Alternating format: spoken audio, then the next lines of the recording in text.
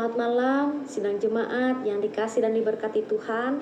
Kembali kita bertemu dalam renungan malam, edisi Selasa, tanggal 23 November tahun 2021. Bersama kita akan merenungkan firman Tuhan, yaitu dari Wahyu pasal 11, ayat yang ke-15 sampai yang ke-19. Saya harap sidang jemaat sudah membaca di rumah masing-masing. Sebelum kita merenungkan firman Tuhan, mari kita bersatu di dalam doa, kita berdoa.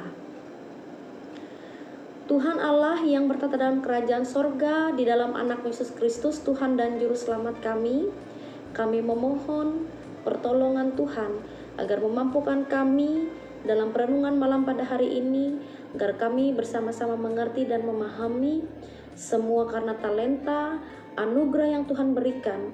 Kami diberkati melalui firman Tuhan, dan kami semua dapat melakukan dalam kehidupan kami setiap hari. Di dalam Yesus Kristus kami berdoa. Amin. Saya mengambil tema dalam renungan malam kita pada hari ini, yaitu Allah adalah Maha Kuasa sekarang dan selama-lamanya. Ibu Bapak, Saudara sidang jemaat Tuhan yang dikasih dan diberkati, di dalam kondisi dan situasi apapun, kita selalu dituntut agar selalu berpikir bahwa apa yang terjadi dan kita alami ini merupakan suatu peringatan, penguatan, dan juga peneguhan di dalam iman dan pengharapan kita sebagai orang percaya. Selain itu, kita juga dituntut untuk selalu mengucap syukur di dalam segala sesuatu, baik itu suka maupun duka cita. Cerita di dalam firman Tuhan pada hari ini merupakan yang berisikan bahwa ada pengharapan terkhususnya bagi jemaat yang berada di Asia Kecil pada masa itu, di mana mereka sedang menghadapi situasi dan perkara yang mereka alami selama ini, bahwa nanti akan tiba harinya, akan tiba waktunya, yaitu hari kesudahan yang tidak ada lagi berisikan penganiayaan, penyiksaan, dan penghukuman yang mereka alami sampai pada saat itu. Yesus Kristus akan memberikan keselamatan dan juga penghiburan bagi mereka yang tetap setia di dalam penderitaan. Firman Tuhan berisikan bagaimana sangkakala yang dibunyikan pada saat sangkakala yang pertama sampai yang keenam. Pada ayat sebelumnya bisa dibaca oleh sidang jemaat masing-masing.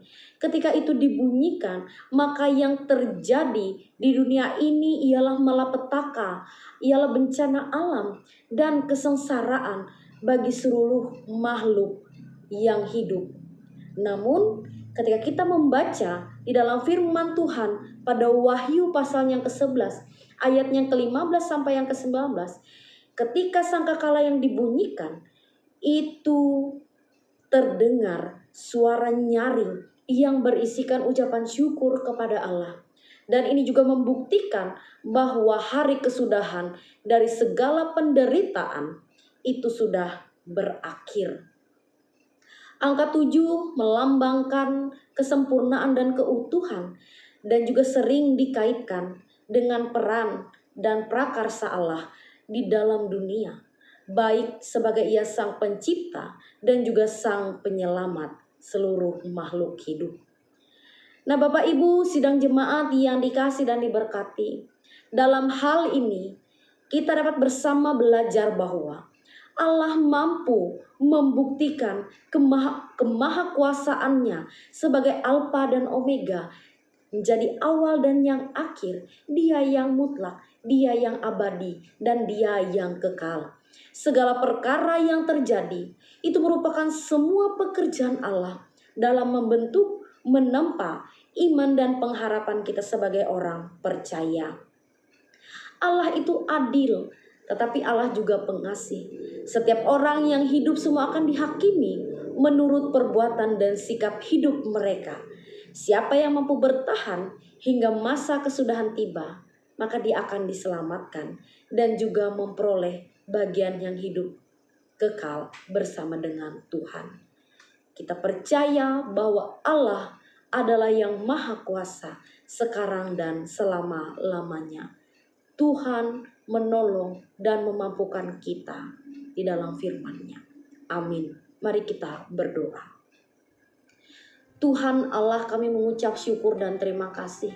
Firman-Mu kembali menguatkan dan meneguhkan iman pengharapan kami.